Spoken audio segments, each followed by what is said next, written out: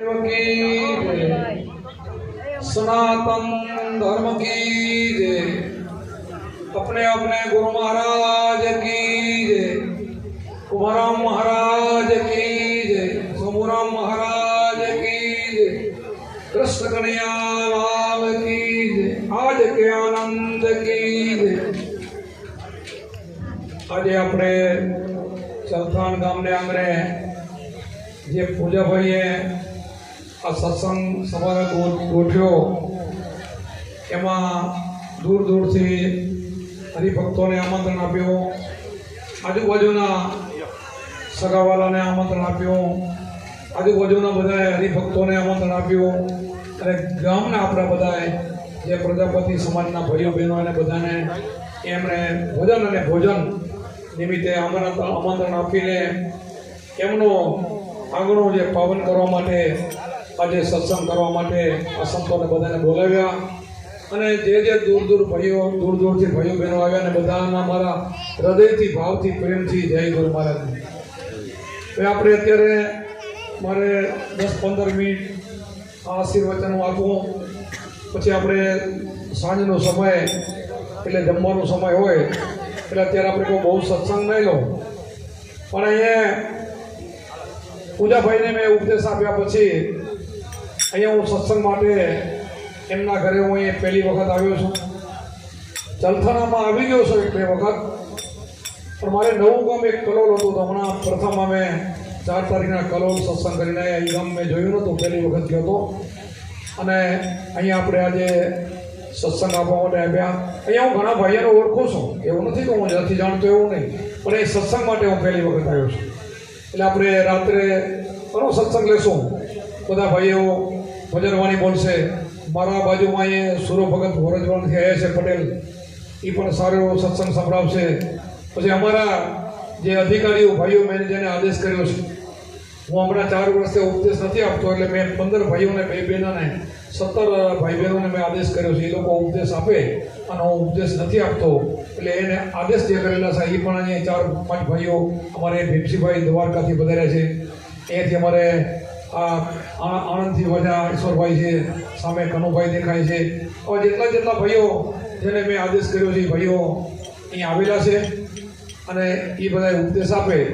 પણ ઘણા ભાઈઓને એવો ભાવ હોય કે બાપુ ઉપદેશ આપે તો સારો, એટલે હવે બાપુ એમના અંદર છે, એ અમારી અંદર એવા અમારા હૃદયથી પ્યારા હોય અને 2000 માણસની ચૂંટીમાં અમે ચૂંટીને લીધા હોય એટલે બરાબર જ હોય। આપણે તો ઉપદેશ લીધા પછી અમે દાદા ગુરુ તરીકે હયાત છે, કોઈ બી પ્રશ્ન હોય અમને પૂછે તો એ પ્રશ્નનો હલ થાય।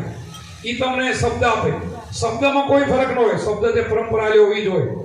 શબ્દ ઉપદેશ આપવામાં આવે ને, ઉપદેશ આપે ત્યારે બહુ સત્સંગ કરવો નથી હોતો, એ તો ખાલી એને પ્રસાદ ઉપદેશ હાથમાં કે મૂકીને કેમ ભજન કરો એની રીત શીખડાવે, પછી તમને એનો અનુભવ તમારે કરવાનો જાતે હોય છે। એમાં કાંઈ તમને કોઈને અગવડ પડે તો મને ગમે ત્યારે ફોન કરી શકો, મને પૂછી શકો। હું દાદા ગુરુ તરીકે અત્યારે ગામો ગામ ફરું છું। અમારા અત્યારે હાલની અંદર 250 ગામ છે અને 5000 ઉપર અમારા શિષ્યો છે, એટલે ગામો ગામ અમે જેટલું ખેંચાય એટલું ખેંચીએ છીએ। મારી ઉંમર અત્યારે 69મું વર્ષ મારું હાલી રહ્યું છે અને કમરની મને થોડોક ઘસારો પણ ખરો, એટલે છતાંય પણ આજે અમારો અહીં 6થો વાઇક છે। અહીંયા 4 તારીખથી નીકળ્યા, આજે ચલથાણ આવ્યા।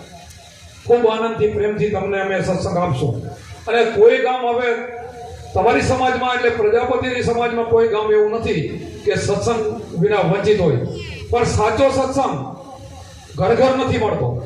આપણે કલાકારો હોય, પ્રોગ્રામ હોય, એમાં તો આપણે ઘરોઘર પહોંચે ને આપણે એમાં કોઈ મોટો પ્રોગ્રામ હોય લગભગ અડધું ચલથાણ પહોંચી જાય, પણ સાચો જે સત્સંગ છે, જે આત્માનું જ્ઞાન છે, જે લક્ષોરાશી આપણી છોડાવે એવો સત્સંગ બધે મળતો નથી। આપણે બધા સંતો કે મીરાબાઈની એક કડી કે આત્માને ઓળખ્યા વિના લક્ષોરાશી નહીં મટે, ભ્રમણાને ભાગ્યા વિના ભવના ફેરા નહીં ટળે। તો હવે આત્મા તો આપણી અંદર છે, કે આપણે બીજાના આત્માને કે ગોતવા જવો નથી। આપણા જે 5 ફૂટના શરીરમાં એમાંથી આત્માને ગોતવા માટે એની ગુરુગમ કેરી કૂંચી કરલે ખોલે મોહ કતાડા, એ તાળાને દૂર કરો તો ઘટપીત રજવાડા, આમાં અંજવાળું થઈ જાય, એનો પ્રકાશ થઈ જાય, એ જ્ઞાન થઈ જાય અને આપણું એક અજ્ઞાન ભાગી જાય। આપણે ગમે એટલા ભણેલા ગણેલા હોય ગમે એટલા પૈસા અબજો રૂપિયા હોય તો સંતોએ અને જે ગુરુગમ નથી ને અજ્ઞાન ગણવામાં આવ્યા છે. એટલે હું નથી કહેતો સંતો કહે છે સાચું જ્ઞાન તો પોતાની પારખ થઈ જાય, પોતાના આત્માની ઓળખ થઈ જાય અને 184 મટાડી દે ને એને સમજદાર કહેવાય, એને સુરવીર કહેવાય, એને સાચો જ્ઞાની કહેવાય. ને કે આપણે અજ્ઞાન કેમ છીએ કે આપણે બાળ બચ્ચાને મોટા કરવામાં, 5 પૈસા ભેગા કરીને એના પ્રસંગ કરવામાં, મકાન બનાવવામાં, ભેગું કરવામાં આપણી જિંદગી એની પાસે આપણે બરબાદ કરી નાખી, એને અજ્ઞાન કહેવાય. આપણી આખી જિંદગી બરબાદ થઈ જાય. શું કામ?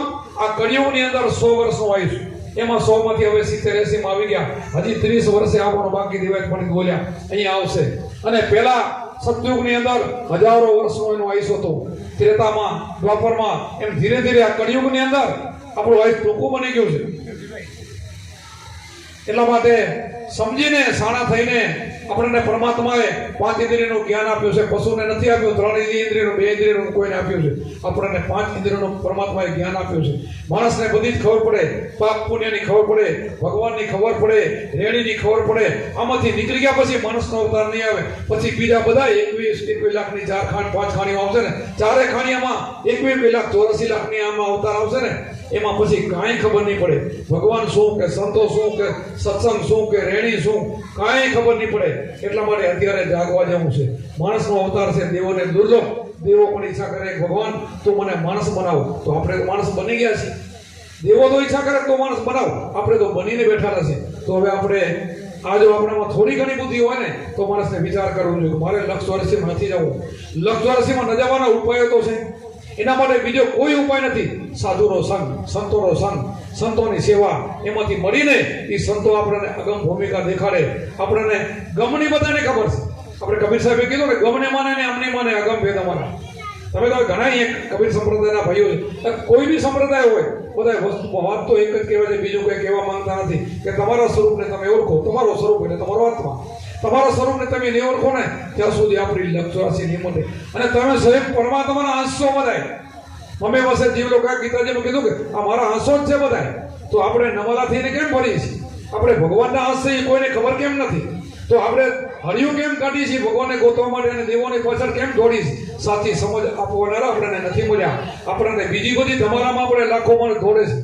તપ કરવા જાય, તીર્થ કરવા જાય, વ્રત કરે, બધું જ કરે. તો એમાં તો આપણને સંતોએ કબીર સાહેબે ના પાડી છે કે નામ લિયા તો સબ લિયા સબ શાસ્ત્ર કા ભેદ, બિના નામે નરકે ગયા પડપડ ચારો વેદ. જો નામને નહીં જાણો સાચા નામને તો 4 વેદ ભણ્યા ને તો કાંઈ ભણ્યા નથી, કાંઈ જાણ્યું નથી. ગમે એટલા શાસ્ત્રોના પાના ઉઠલાવો ને તો આ નામની જો ખબર નહીં પડે તો કાંઈ ખબર નથી પડી. નામે પાતક છોટીએ, નામે નાસે રોગ, નામ સમોર કોઈની જપ તપ તીર્થ વ્રત ને યોગ. તો એવું કયું નામ હશે? તો એવું નામ કયું આપણે જાણવાનું રહી જાય છે કે તપની, તીર્થની, વ્રતની, યોગની કાંઈ પણ નહીં, દાને નહીં. આ કયું નામ એવું છે? તો આપણે ને કોઈ સંતો પાસે આ નામ મળે, સંતોને પૂછવું જોઈએ કે આ નામ કયું છે, તો આપણને સમજાવે. કોટિક નામ આ સંસારમાં તેથી મુક્તિ ન હોય. આદિ નામ ગુપ્ત જાણે વૈલાક હોય. જે આદ પુરુષ છે, જે આદિ નામ છે, એ તમારા ઘટમાં રમી રહ્યો છે, એ તમારા ઘટમાં બેઠો છે, એ એને ઓળખી લો ને તો તમારું કામ થાય. આપણે કોઈ બી દેહધારી હોય, દેહધારી બધાય નાશ થઈ જાય. દેહ એટલે જન્મ્યા પછી એ દેહનું નામ પડે, એ નામનું આપણે પકડ કરી લઈએ છીએ. જન્મે તેરેનું નામ હોતું નથી. જન્મ પછી કોઈ પંડિત નામ આપે, તો કોઈ ફઈ નામ આપે, કોઈ ભુવાજી નામ આપે. એ જન્મ પછી એનું નામ પડે અને એ નામ પડ્યા પછી અમારે નારણભાઈ હમણાં ફરે મને નામ આવ્યું કે આ ભાઈનું નામ નારણભાઈ પડ્યું. એ મોટા થઈ જાય, સમજતા થાય, પછી કોઈ કહે ભાઈ તારું નામ નારાયણ નથી, તો કોલર ઊંચો કરે કે ના હું નારાયણ છું. તમે શું કેમ મને નારાયણ કેમ કહેતા નથી? હવે આ તો ફઈનો ફજે તો એકનું નામ પણ છે. અને આમાં તો 4 વેદ કે 18 પુરાણ કે 6 શાસ્ત્રો કે આપણી ગીતા ભાગવત કે બધા કે આત્મા છે પરમાત્મા. તો આપણે ઈ માનવા દે નથી. આ એક નારાયણનો પકડી લીધું, મારું નામ નારાયણ, એને છોડતા નથી. અને આ બધા કે ઈ માનવા આપણે તૈયાર નથી કે અસલી તમારું સ્વરૂપ છે, અસલી જે નામ તમારું છે એ નામને તમારે જાણવું પડશે. અસલી ભગવાનનું નામે જાણવું પડશે. એ દેહના નામ છે, એ ભગવાનને આખું જગત ચોંટી રહ્યું છે, અથવા એની મૂર્તિ કે ફોટામાં ચોંટી રહ્યું છે. એ તો પછી એના ફોટા પડ્યા, પછી એની મૂર્તિ પડી.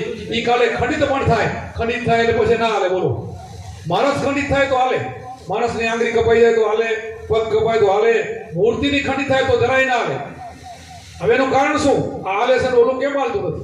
આ બધું સમજવા જેવું છે. આપણને આ સંતો સમજાવે, બીજા કોઈ નહીં સમજાવે. સ્વાર્થી લોકો કોઈ નહીં સમજાવે. સંતોને બિન સ્વાર્થી જેને કોઈ સ્વાર્થ નથી ને આપણી સાચી વાત સમજાવે કે ભગવાન અત્યારે છે, પેલો હતો, પછી એ રહેવા વાળો છે. આપણો આત્મા એવો છે, એને શસ્ત્ર કાપી ના હગે, પાણી ભીજવી ના હગે, અગ્નિ મારી ના હગે, પવન સૂકવી ના હગે, એ જન્મે નહીં, એ મરે નહીં, અજર અમર અવિનાશી એવો તમારો આત્મા છે.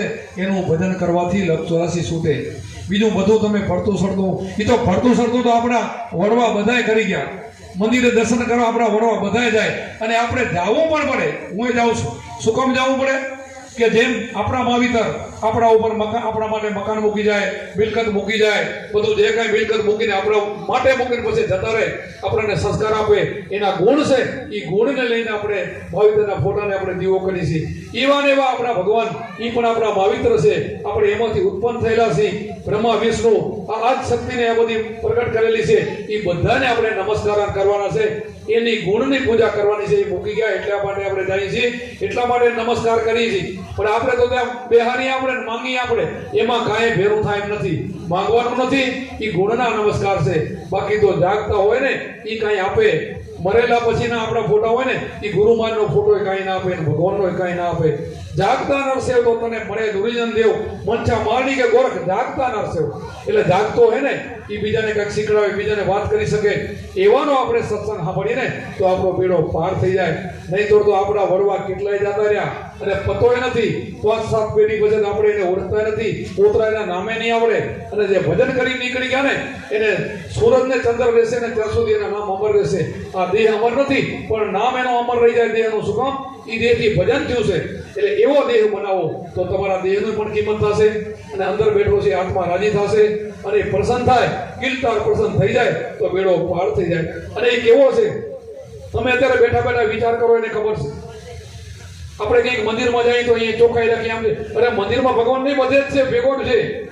આમાં ચોખ્ખાઈ રાખવા જેવી છે. આમાં આ દિલડાને ચોખ્ખું રાખવાનું છે. હમણાં કીધું ને આપણે ઠાર કર્યો કે દિલડાને મારાને દૂધ બનાવું. આ અંતકરણ છે, મન બુદ્ધિ ચિત્ત ને અહંકાર. આને ચોખ્ખું કરવાનું છે, મનને ચોખ્ખું કરવાનું છે, આપણા વિચારોને ચોખ્ખું કરવાનું છે, આપણી ઇન્દ્રિયોને ચોખ્ખું કરવાનું છે. આ બધા માટે ગુરુ ખપશે, અને ગુરુ પેલો મનનો ખીલો આપશે. પેલું મન તમારું પકડમાં આવશે તો તમે ભજન કરી શકશો. નહીં મન પકડાય તો ભજન નહીં થાય. મન ભજન મકાન નહીં થાય તો તમે કાંઈ નહીં કરી શકો. રોજ ખોટા ખોટા વિચાર આવશે, સાચા આવશે ને ખોટા આવશે. ખોટા વિચારોને અને આ કુબુદ્ધિને દૂર કરવી હોય તો સદગુરુનું આપણે શરણું લેવું પડશે. અને એ શરણું લઈને જ આપણે ભજન કરી શકો. સંત સેવા વિના અવસર એડે જ હશે આપણો. સંતોને સેવા પડશે, અને સંતો જો રાજી થઈ જાય તો આપણો બેડો પાર થઈ જાય. અને સંતો રાજી થઈને આપણે તો જ આપણે ઉપદેશના પાયે લેવાય. પરાણે આપણે ઉપદેશ ન લઈ શકીએ. પરાણે કોઈ સંત ઉપદેશ આપે નહીં. ઈચ્છા તમારી જાગે, એને શરણે જાઓ. એને જ આપણા અવતારો બધા તમે વિચાર કરો, કોઈ ભગવાન બાકાત છે? કોઈ એવો અવતારી બાકો ભગવાન બાકી ખરો? ગુરુ નથી કર્યો એ કોઈ ખરો? તો આપણને શું વાંધો આવે કે આપણે જેનું ભજન કરી છે, જેને યાદ કરી, એને તો બધા ગુરુ કરેલા છે. શિવજી સહિત બાકાત નથી કોઈ ઉપદેશ લેવા વગર. વિચાર તો કરો. શિવજીએ પાર્વતીજીને ત્રીજા જન્મની અંદર ઉપદેશ આપ્યો. એને પણ માં જગદંબાને પણ ઉપદેશ લેવો પડ્યો. તો આપણે ખાલી ખોટાને અગરબત્તી કરવાથી કે આપણી મુક્તિ થઈ જાય એ નથી. એ સહેજ નહીં. એમ ખોટો તો હવે કેટલા દિવસ ખોટો તો આપણે ઘણા દિવસ નથી. આ દેહ આપણો પણ ભાડું થઈ, આપણે હજારો પણ નથી. આત્મા જ અમર છે. ભજન એનું જ કરવાનું છે, દેહનું નથી. અને દેહના ફોટા હશે, એ કોઈક સારા ફોટા બનાવ્યા તો 5 વર્ષ વધારે ટકે, 10 વર્ષ 20 વર્ષ 25 વર્ષ આવે. મૂર્તિ હારી હોય પણ ભૂકંપની અંદર બધી ગયું મૂર્તિ. અમારા કચ્છમાં જેવો ભૂકંપ હતો ને, તમારે એ બાજુ નહીં. કોઈ ભગવાનના મંદિર ને માતાજીના મંદિર લગભગ કેટલા નષ્ટ થઈ ગયા, ઘર કેટલા નષ્ટ થઈ ગયા. તો આ નષ્ટ થાય ને એવો ભગવાન છે.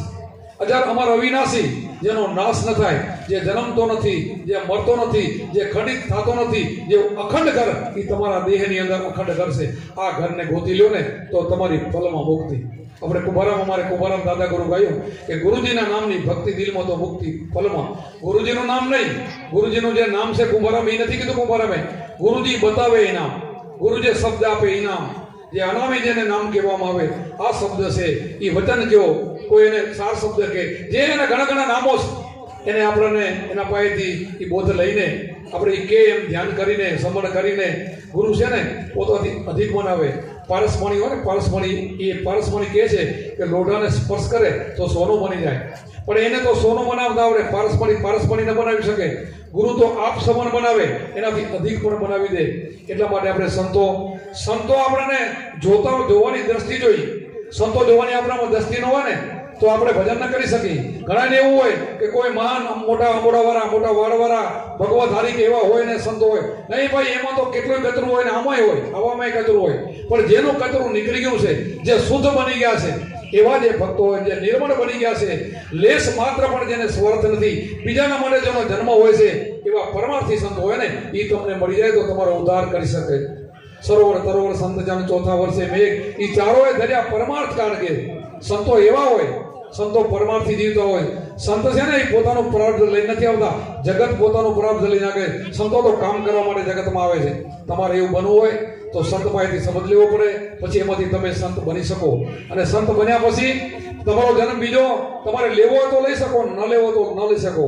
નીકળી જાવ તો નીકળી જાય, અને વળીને મનુષ્ય અવતાર લેવો તો લઈ શકાય. આપણા સંતોના કેટલાય આધાર પુરાવા છે. સંત બીજ પલટે નહીં, જુગ જાય આનંદ, ઊંચ નીચ ઘર અવતરે થાય સંતના સંત. સંત બીજે પલટે નહીં. જો એ લેવો હોય તો અવતાર તમે ધારો આ સાથે વાસા સુરતા તે મકાન, એ ઠેકાણે તમે આવી શકો છો. એટલી શક્તિ આ આત્માને પામી જાવ તો છે, નકર તો કાંઈ નથી. નકર તો આપણે પામર છે. હાલતા કાલે જાય ને કાલ તો ભાઈ ફરતા હતા ને એટક આવી જતા રહ્યા. એટક તો સારું, ઘણા તો રીબાઈ મરે, કેટલું બધું તકલીફો થાય, પણ છતાંય મનુષ્યના અવતારમાં બધું થાય ને તોય સારું. પછી કીડી મકોડીના પશુ પંખીના અવતારો આવશે ને, એમાં કોઈ ડોક્ટરે નહીં મળે, તમને કોઈ લઈએ નહીં જાય, તમને પાણી નહીં પીવડાવે, ઘરથી બહાર કાઢશે, ધોકા મારશે, રહેવાનું ઠકાણું નહીં હોય, ઘર નહીં હોય. આવા અવતારો આવશે, એ ન લેવા હોય તો સાચા સંતોનું શરણું પકડી લેવું જોઈએ. અને ગુરુ કરીને આપણે જે કઈ માર્ગે હાલીને મુક્તિ થઈ જાય. હાવ હેલું છે, રમત જેવું છે, હાવ સેલ છે. ભક્તિ કરવી અઘરી નથી, પણ થોડીક રેણી અઘરી આવે. ગુરુ મહારાજ આપણને રેણી બતાવે, ચોરી ચુનારી દારૂ જુગાર બટન આથી દૂર કરાવે એવા આપણને 5 મુદ્દા આપે, અને પછી આપણે સમણ કરી. કોઈ ગુરુ એવા નથી કે ધંધો છોડાવે. જેનો જે ધંધો હોય, જે કરતો હોય એ કરવાની છૂટ છે, પણ ખોટું કરવાની, પાપ કરવાની મનાઈ છે. ચોરી ચિનારી દારૂ જુગાર મટનથી દૂર કરાવીને, જેના રાજા હોય, રાજાનો કર્મ કેવું લડાઈ કરવાની, તો એમાંથી નીકળી જાય. બોલો, એને પાપ નથી લાગતું. આપણા કૃષ્ણ રામ કેટલાય રાક્ષસને મારી ગયા, એને પાપ ન લીધો, નીકળી ગયા. એના ગુરુ એને મુક્તિ બતાવી કે તારો ફરજ છે, તું આ તારો ધર્મ છે, આ તું જે કર ને એ તારો ધર્મ છે, એ સમજાવ્યું. એને પાપ નથી લાગતું. ખેડૂત કોઈ હોય, પંપથી દવા છાંટે, લાખો કરોડો જીવનને મારી નાખે, એને પાપ નથી લાગતું. અને જાણી જોઈને એક કીડીને મારે ને, એનો સીધો ડાયરેક્ટ એના ઉપર દોષ લાગી જાય. આ એવો છે. આપણે કોઈ મિલિટરીમાં કોઈ કામ કરતો હોય, એનો કેપ્ટન કે એ પ્રમાણે ગોળી છોડવાની આવે, એને મળે ત્યાં ગમે એટલા મારી નાખે, એના ઉપર કાંઈ ન થાય. એ જ માણસ રજા ઉપર ઘરે આવે, એને કોઈ ભાઈથી ટસલ થઈ જાય, એક ગોળી મારે તો સીધો જેલ ફેરો થાય, એના ઉપર કેસ ચાલે. વિચાર કરો, આ આમ છે. ગુરુ મહારાજ તમને બધા પાપોથી મુક્ત કરે છે. જેસલ જાડેજો જેને બારવટીઓ, માથાના વાળ જેટલા પાપ કર્યા હતા અને પલમાં પીર બનાવી દીધો. વાલીઓ ભીલ મહાપાપી, નારદ મુનિની દ્રષ્ટિ પડતા વાલિયા ભીલમાંથી કેવો તમે વાલ્મીકી ઋષિ બની ગયા. રામચંદ્રના જન્મ પહેલા તો એને લખી નાખી રામાયણ. વિચાર તો કરો, આવા ગુરુ બનાવી દે, અને તમને પણ બનાવી દે. સંશય ના રાખો તો, સંશય નીકળી જાય તો તમને પણ ગુરુ બનાવી દે. શું કામ? કે શબ્દ ઠેઠથી હાલ્યો હોય, એનો એ શબ્દ છે, બીજો નથી. શબ્દમાં કોઈ ફરક નથી, આ શબ્દથી થવાય. ગુરુ માત્ર તો એક આપણા નિમિત્ત માત્ર હોય છે. અમારે તો શું છે, અમે ટપાલ લઈને ફરી, ટપાલી જેવું છે. અમારા ગુરુની ટપાલ લઈને મને ફરી કે અમને કીધું કે તમારે આ કામ કરવાનું છે. અમારા શરીરમાં શ્વાસ હોય, શરીરમાં શક્તિ હોય, ત્યાં સુધી આ અમે કામ કરીએ છીએ. અત્યારે તમને ખબર પડે કે ના પડે, મને 3 વર્ષ ત્યાં મણકાનો ઘસારો છે. હું પાટણ બતાવી ગયો ત્યારે મારા ડૉક્ટર મારા મિત્ર છે, મારી ફી ન લે, મને ગુરુ તરીકે મને કે બાપુ હવે તમે સત્સંગ કરવા માટે બહુ ન જાઓ, તમારા મકોડાનો ઘસારો થઈ ગયો છે મણકાનો, તો તમે હવે સત્સંગ છોડી દો. મેં કીધું સત્સંગ તો મારું જીવન છે, કેમ એ છૂટે એમ નથી. બીજો કોઈ ઉપાય તો બતાવો. તો પછી વધારે નહીં બેસવાનો, કે 1 કલાક બેસું, પછી વચ્ચે ઉઠી જવાનું, થોડુંક 15-20 મિનિટ ફરીને આવીને પછી અડધો કલાક બેસવાનો. આવું એમણે મને કીધું છે. છતાં હું આજ તમારો પ્રેમ હોય અને સત્સંગ સામે કરતો હોઉં તો મને કેટલા કલાક નીકળી જાય ખબર પડતી નથી. આજની તારીખમાં પણ હવે 3-3 કલાક બેસું છું. ડૉક્ટર મને ફોન કરે ત્યાંથી ઘણી વખત, અને મારા વિડીયો જોઈ સાંભળે કે બાપુ તમારી ઉંમર થઈ છે ને તમે વધારે સત્સંગ ન લ્યો. પણ છતાં ઓલો મને કોને, એ ડૉક્ટર છે, પણ એનો માથે ઉપરી જે ધણી છે ને એના ઉપર મને વિશ્વાસ. અને જેને એના ઉપર વિશ્વાસ છે ને એને તો પ્રભુનું ભજન કરવાથી જો મહારોગ મટી જતા હોય, આવા લક્ષ-84ના મટી જતા હોય, તો સામાન્ય રોગ તો એના માટે કાંઈ છે નહીં. આપણા સંતો બધાય, આપણા રવિભાણ સંપ્રદાયમાં, બીજા સંપ્રદાયમાં ઘણા થઈ ગયા, પણ આપણે ભીષ્મ પિતાએ 6 મહિના જ્યારે મૃત્યુને ઠેલી દો ને, મોરાર સાહેબ આપણા આમાં આપણા સંપ્રદાયમાં ભાણ સંપ્રદાયમાં એક વર્ષ પ્રત્યેનું ઠેલી દીધું હતું. આપણા સંતો હોય છે.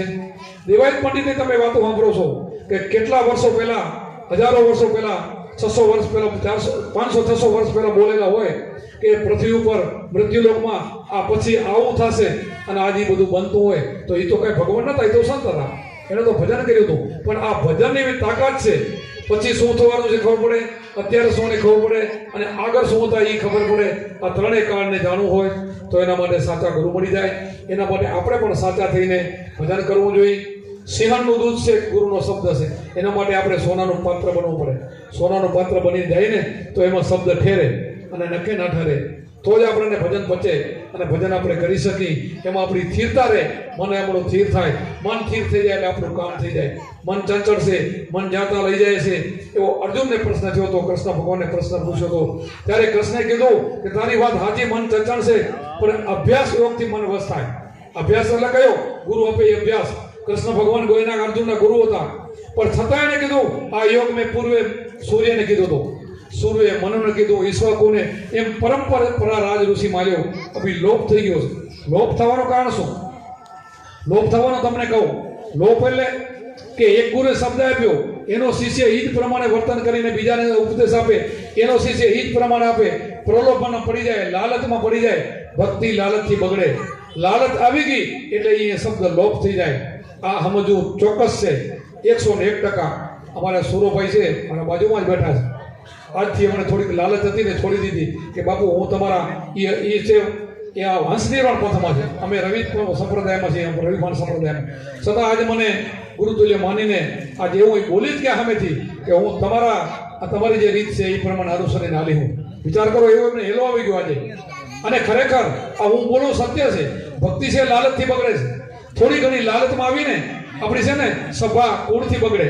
કેસરમાં ધૂળ પડી જાય તો કેસર કામ ના આવે, એમ ભક્તિ છે ને લાલચથી પડે. ભક્તિમાં કોઈ લાલચ ન હોવી. શિષ્ય હોય ને આપણા દીકરાથી વિશેષ હોવો જોઈએ, બાઈ હોય કે ભાઈ હોય, કરોડોપતિ હોય કે મજૂરી કરતો હોય, એના માટે સમદ્રષ્ટિ હોય, એના માટે બધા સરખા જ હોય. અમે જેમ શિષ્ય 15-20 વર્ષ ત્યાં ફરી છીએ, 250 ગામ છે. રાત્રે દિવસે ગમે તે ફોન આવે ઉપાડી લઉં, એનાથી 5 મિનિટ 2 મિનિટ જે બોલે એને સત્સંગ કરું, એને પ્રેમ આપું. એનો વાયક આવતો વાયક હું ઝીલી લઉં. આ અમારા અત્યારે જે સત્સંગી છે મારા શિષ્ય નથી, આ ઈશ્વરભાઈ મારા શિષ્ય, એના શિષ્ય મારા પોતરા છે, પણ એનો વાયક લીધું છે. મને કચ્છમાં અમને 3-4 વાયક કર્યા, એ બધા જ અમારા પોતરાના હતા. મારી હયાતીમાં કોઈ ઉપદેશ લે તો એને એના જેવો મારા શિષ્યને બરાબર એ લોકોને કરી દીધા. મને બરાબર માને છે, મને ફોન કરે, હું એને જવાબ આપું છું. ક્યાંય આટલી પણ અડચણ એનામાં હું રહેવા દેતો નથી. હું જેટલું જાણું છું એટલું એને બતાવું છું. એટલે એમાં કોઈ અચકાવવાની જરૂર નથી. કોઈને ઉપદેશ લેવો હોય તો એટલે બધા લઈ શકતા હોય છે. અને નુગરા દેશું તો હવે અત્યારે કર્યું ને તો 60-70 વર્ષની ઉંમર છે, એમાં અડધા આપણા નીકળી ગયા. હમણાં ઓચિતોનો જવાનો વારો આવી જાય. પછી 184 તૈયાર જ છે. એમાં કોઈને આશા નહીં રાખવી. કોઈને એમ થાય કે દાન કર્યું છે તો માણસનો અવતાર આવશે, પધરો નહીં આવે. 184 એટલે કરોડો વર્ષ સુધી જીવને ભટકવું પડશે. કેટલું દુઃખ પડશે. તેમાંથી નીકળી જવું હોય તો આપણે આ શબ્દને અનુસરીને, સંતોને અનુસરીને થોડુંક ધ્યાન કરવું જોઈએ. ધ્યાનથી જ્ઞાન થાય. ધ્યાન બહુ અઘરું નથી. 20 મિનિટ, અડધો કલાક સાંજ સવાર 2 ટાઈમ કરો ને, જમતા વાર થાય એટલી જ થાય, બીજું કાંઈ નથી. આપણે પૈસાની લાલચ હોય, ક્યાંક ધંધો હોય તો રાતે ઉઠીને ભાગીએ છીએ અને એની પાછળ દોડીએ છીએ. તો ગુરુ કેમ બે ટાઈમમાં આપણને શું વાંધો છે? અને આખી 184 છોડાવી દે એટલી કિંમત. આ શબ્દની કિંમત કેટલી? 3 લોકનું મૂલ્ય. 3 લોક.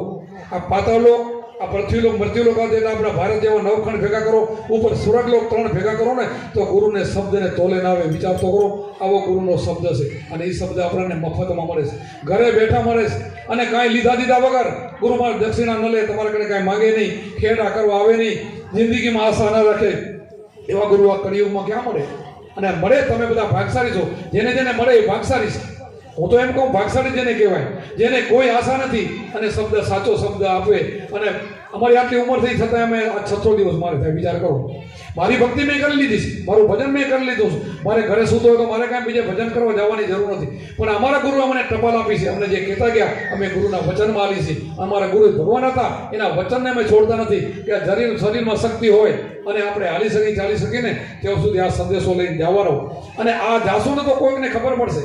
ખબર જ નથી તો આપણે શું કરવું? કેમ ભજન કરવું એ ખબર જ નથી તો કરવું કેમ? પાર્વતીજીને ત્રીજા જન્મની અંદર નારદજીને જગાડ્યા કે માતાજી શિવ જે ભજન કરે ને તમે કરો, તમારે આ લક્ષ વર્ષથી ચાલુ રહેશે, અવતારો ચાલુ રહેશે. આ ત્રીજો અવતાર તો મને યાદ છે, તમને યાદ હશે? તો કે હા. તો શિવજી તો અખંડ છે, એનો જન્મ નથી, મૃત્યુ નથી. એ શું એવો કરે છે એ જાણી લો. નારદજીના કહેવાથી ત્રીજા જન્મની અંદર જ્યારે હિમાલયની પુત્રી બન્યા ત્યારે પછી એનો 5,000 વર્ષો તપ કરીને શિવજીને મળેલા, એમની અર્ધાંગના એમના સાથે રહેલા, તો એનાથી વંચિત હતા. વિચાર તો કરો. આ શબ્દ એવો છે, સામેથી કોઈ નથી આપતા. હું અત્યારે શબ્દ નથી આપતો ને એટલે હું તમને બોલું છું. મેં 15 ભાઈઓનો આદેશ કર્યો છે. હું જ્યારે ઉપદેશ આપતો ને ત્યારે હું કોઈને ન કહેતો મારા કણે તમે શબ્દ લ્યો, મારા કણે ઉપદેશ લ્યો. હું એક અક્ષર ન બોલતો, કારણ કે મારાથી ન બોલાય. હું ઉપદેશ આપતો તે સુધી હું કોઈને કહી ન શકું, હું બોલી પણ ન શકું. અને આપણો ઉપદેશ એવો છે, શિવજી જ્યારે પાર્વતીને ઉપદેશ આપ્યો ને ત્યારે કોઈ પણ માણસ નહોતો, પક્ષીઓને પણ ઉડાડી દીધા હતા ત્યાંથી. તો પોપટનો ખાલી એક ઈંડું રહી ગયું હતું. અને સતીને ઉપદેશ આપતા હોય ને તે અડધો ઉપદેશ મળ્યો અને એમને જોખમ આવી ગયું, થોડુંક નિધન જેવું થઈ ગયું. તો પોપટના ઈંડામાંથી બચ્ચું બની ગયું અને હુંકારો આપ્યો. ટૂંકમાં વાત બતાવશું. હવે આપણે જમણવાની તૈયારી છે, એટલા માટે એ હુંકારો ઓલો પોપટનો બચ્ચો છે ને ત્રણ કાળનું જ્ઞાન થઈ ગયું અને હુંકારો આપ્યો. માણસના જેવો અવાજ આવ્યો, શિવજી બહાર નીકળ્યા, કંઈ કોઈ છે નહીં. આ શબ્દ કોણ સાંભળી ગયું? શબ્દ સાંભળવો ન જોઈએ. એવી રીતે મારી ભૂલથી મેં ઉપદેશ આપ્યો પાર્વતીજીને, એ કોઈ હોવું ન જોઈએ. પણ પોપટના ઈંડામાંથી બચ્ચું બન્યું અને બચ્ચાને ત્રિકાળ જ્ઞાન થઈ ગયું. એ પોતે પકડવા જાય છે ત્યાં એ આજુબાજુમાં વ્યાસના પત્ની સૂતા હતા, ત્યાં એના પેટમાં ઉતરી જાય છે. તમે વિચાર કરો. અને 12 વર્ષ પછી એનો જન્મ થાય સુખદેવજી. આ શબ્દની તાકાત તો તમે જો. એ જ શબ્દ તમને, આ એ જ શબ્દ અહીંયા મળે છે, બીજો નથી. આ શબ્દ કાંઈ ભળતો સરતો નથી, આ કાંઈ ઓછીનો લેવલ નથી. આ તો ગુરુ પરંપરાનો છે. એ આપણને ઉપદેશ મળે છે, એ લેવો જરૂરી છે. પછી જેના ભાગ ખોલે, અને હું તો એમ કહું ઘણા કે ભાગ્યમાં છે થશે, ભાગ્યમાં બોલવું એ વ્રત છે. તમે સવારે ધંધો કરવા જાઓ, દુકાને જાઓ તો એમ કે ભાગમાં હશે તો ધંધો થશે ને ભાગમાં શું જવાશે એમ બોલો છો. સીધા દુકાને ભોગી જાઓ છો, સીધા ભાગમાં હશે તો થશે, અને એમ ઉઠી જાઓ છો કે નહીં? જવું જ પડે ફરજિયાત. કાં તો કોઈ શું કહો કે સત્સંગમાં આવજો, હકમ હશે તો ભગવાન આવશો. ધંધામાં કોઈ એમ કીધું કે હકમ હશે તો જાશું? કોઈ નહીં બોલ્યા. પોતાના ધંધામાં દુકાન હોય કે વેપાર હોય, કામ ઉપર કોઈ બોલ્યા હકમ હશે તો જવાશે. રોજ હકમ થઈ જાય અને સત્સંગમાં બાના કાઢે. આમાં હકમ હશે તો આવશું. એટલે આવું કોઈ બહાનું કાઢ્યા સિવાય એક આપણાને દેવોને દુર્લભ એવો મનુષ્ય અવતાર મળી ગયો છે, ફરી નહીં મળે. એટલે આપણે ચેતી જવું જોઈએ.